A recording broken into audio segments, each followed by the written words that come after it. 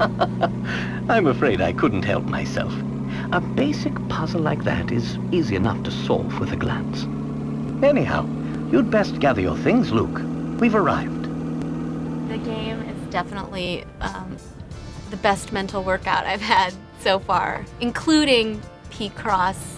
It makes Brain Age look like a game for kindergartners, seriously. I think that's really a strength of Professor Layton, is that it's not one kind of brain puzzle. It's like a bunch of different genres tossed together. You have math puzzles, you have word puzzles, you have logic puzzles, you have visual pattern recognition, you have kind of like visual Tetris logic things where you have to shift stuff around.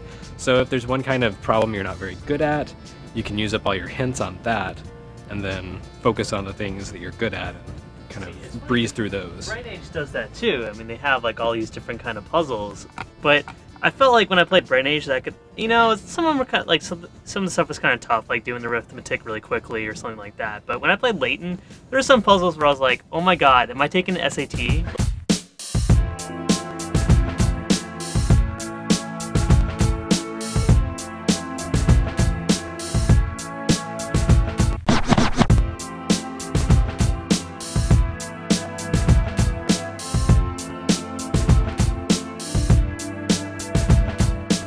There is algebra, which I was delighted. Exactly. I was delighted to discover that. Yeah, I hate math. I'm a visual love person. Math. I write and I draw. When I see algebra. math, I just like seize up and I think I can't do this. I hate math. I don't want to do this. This isn't fun.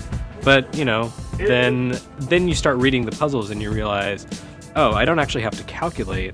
I just have to figure out the trick to this. Because once you figure out their little language tricks that they use, the way they use their verbiage and they describe problems, you start realizing there's a couple little gimmicks that keep recurring throughout the game. And after you do that once or twice, it becomes transparent.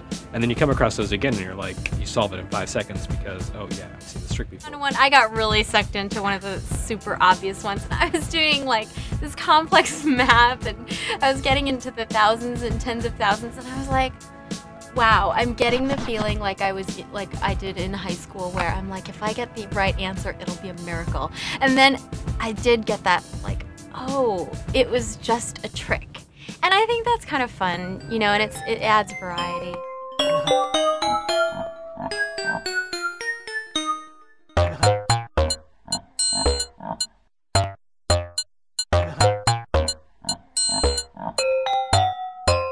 I really like the hint system in the game, which is that every puzzle has 3 hints built into it, but you have to earn those hints by poking around the town and earning hint coins that just kind of appear in mysterious, unexpected places. And you earn those, and you pay 1 hint coin per hint, and you can kind of keep those saved up. Like the third one usually just pretty much gives away the answer, and when I would go to the third one, I would always think, Not See, really. it's so obvious. visual- How could I not realize this? You're a visual person. I really have trouble with the match ones, where you have to rearrange one match and then it'll like That was create a one new... where it pissed me off And completely. The hints don't do you any good on You those. downloaded the bonus downloadable puzzle for the week. It's a math match puzzle, and I'm lost. No matter what your strength or what you like to do, it stretches you, and the hints, while helpful, aren't always obvious. And in fact, I burned through my 3 coins on several of those match ones, and I still haven't solved them at the end. But you know, I don't mind that, and the game really doesn't penalize you for giving up on something for the most part. I mean, yeah, there are only a few times in the game where you have to finish a puzzle in order to progress. And those usually aren't too terrible. Until you get to the final, like the very last few puzzles, those are really tough, but you know, it's like fighting the final boss. It's supposed to be tough. What I like most about the game, what I think really makes it work and what really makes it stand out and different from other games, is that it's not just a brain game, it's also an adventure game. And it's a pretty simplistic adventure game. You never really can get lost because it's very obvious about where you have to go next. It tells you on the top screen, go talk to this dude, go to this place. which I loved. But that's fine I thought was because the alternative is, I mean, adventure games can be done really well. And when they're done really well, they're really great. But adventure games are hard to do right. And a lot of times you get these puzzles that are integrated into the environments that are just incredibly obtuse, non-obvious, counterintuitive, illogical, just frustrating to deal with. And you don't have that problem here because you're not like putting something in a slot so that you can open a door that's hidden in the wall or something like that. And yet, because of the hint coin system, you will still find yourself madly poking around every pixel to see if you've discovered all of the coins and all the hidden puzzles. I really love brain teasers. It's like something I have always enjoyed. And you think the villagers are strangely obsessed with brain teasers? I'm like, this is my kind of place. Yeah, but I would love to hang out with these people. They're like, full of fun. Okay, I need to go find the person who committed this murder.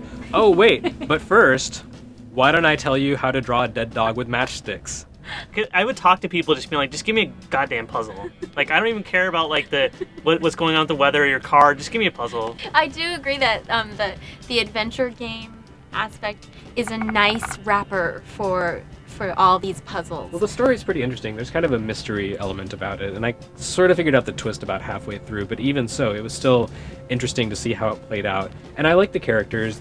Layton, Professor Layton and his assistant Luke, or his apprentice, have kind of a nice Holmes and Watson sort of relationship. Kind of adds a little bit of context and a little bit of substance to all the puzzles that you trade back and forth. The one thing I kind of wish the game had done a little better is, you know, you can make notes on the touch screen, which you need to do for a lot of the puzzles, but a lot of times it's like you don't have enough room to make notes, or it's kind of not, and that's the only thing I think that really prevents it from being like an A+ for me. I do feel that Professor Layton, to parents out there, is great training for job interviews, because nowadays for a lot of especially like tech related or software jobs or like law jobs, you have to do brain teasers in interviews.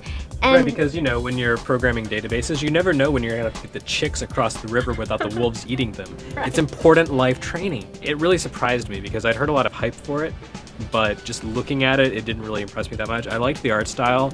It's really different for level 5. I mean, they're kind of like the anime cel-shaded RPG group. They did like Dragon Quest VIII, Rogue Galaxy, Dark Cloud 2. And this is like a European cartoon. It's kind of like earthy tones, everything. The character designs are just quirky and interesting. They don't look like anime. They look like something completely different, and it's a really nice change of pace. I do think that this is one video game that no one should be able to complain about because it has nothing but a positive effect. Well, here's my guess. Layton's apprentice saves the day.